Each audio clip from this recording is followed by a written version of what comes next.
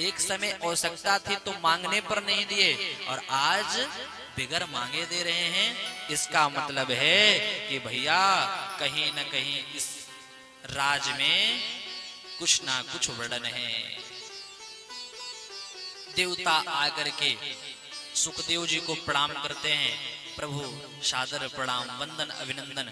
सुखदेव जी भी प्रणाम वंदन स्वीकार करके विराजमान करते हैं। कहो राजन आपका आना कैसा हुआ? उन्होंने कहा प्रभु मैं आपसे एक निवेदन करने आया हूं। निवेदन करने आए हो? कौन सा निवेदन? उन्होंने कहा प्रभु ये जो निवेदन करने आया हूं, आप जो अमृत कलश की तत्व की जो आप इन्हें अमर तत्व की कथा सुना रहे हो, वो कथा इन्हें ना सुना करके आप हमें सुना दो और उस कथा के बदले में हम स्वर्ग का अमृत कलश लेकर के आए हैं। उस कलश का अमृत पिला दो, ये अमर प्रदान हो जाएंगे, अमर प्रदान हो जाएंगे। सुखदेव जी सोच रहे हैं और सोच करके उनके मन में वर्णन आ रहा है कि कैसे करें हैं प्रभु, क्या करें, किस प्रकार से करें। एक समय था मांगने पर इन्होंने दिया नहीं है और आज बिगर मांगे दे रहे हैं। ये तो हमारी कथा का सौदा कर रहे हैं। ये कथा सौदागरों की नहीं है, ये कथा तो प्रेमियों की है। और तुरंत जाकर सुखदेव जी ने इंद्र को फटकार लगाई है, अरे इंद्र अगर तुम्हें कथा ही सुननी थी तो सौदागर बनकर के नहीं, आप प्रेमी बनकर के आए होते।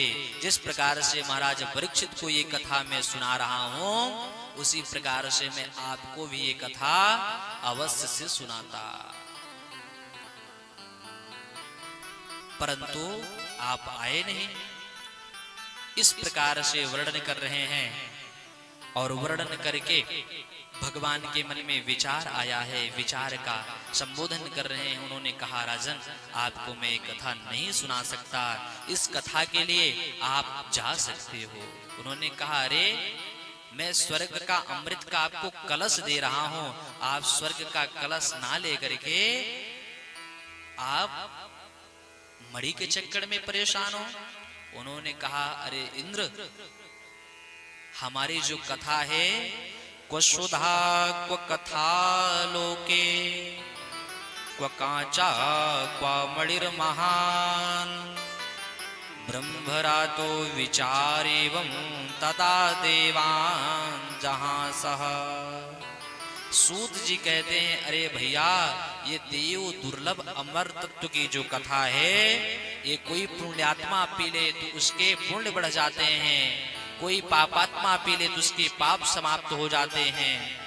अरे भैया कोई दुष्टात्मा सुन ले तो वो दुष्टात्मा उसका मुक्त हो जाता है, कोई कामी व्यक्ति सुन ले इस कथा को उसका काम मुक्त हो जाता है, कोई क्रोधी व्यक्ति इस कथा को सुन ले उसका क्रोध समाप्त हो जाता है, कोई लोभी व्यक्ति इस कथा को सुन ले उसका लोभ समाप्त हो जाता है। अरे भैया इस कथा को जिसने भी सुना है और जब भी सुना है उसके परम कल्याण भय है। इसलिए कथा को सुना जाए, सुन करके गुना जाए और गुन करके जीवन में पिया जाए, तब कथा पिया जाए तब जीवन में कल्याण होगा। हम लोग तो प्राय कथा रोज सुनते हैं, प्राय सुनते हैं, रोज एक कथा सुन रहे हैं, परंतु जीवन में क्या उस कथा को अपने जीवन में उतार पाया है? अभी किसी से कह दो भैया बगल में कथा हो रही है, चलो कथा सुन के आएंगे, तो सीधा कह रहे भैया आप जाओ ना, हमने बहुत कथा सुन डाली। सच में आपने सुन डारी, सुनी और डारी अगर सुन करके जीवन में उतारी होती तो आज इधर उधर भटकने की आवश्यकता नहीं पड़ती, इधर उधर जाने की आवश्यकता नहीं पड़ती, आपका तो भैया परम कल्याण हो जाता। कथा रोज सुनते हैं परंतु उस कथा को जीवन में उतार पाना बड़ा कठिन हो गया है। इसलिए कथा को सुना जाए तो उतारा जाए, उतार करके जीवन में जिया जाए, पिया जाए, तब जाकर के उस कथा का जो आनंद है, उस कथा का जो व्यवस्था है, तब जाकर के आप सभी को, हम सभी को प्राप्त हो सकता है।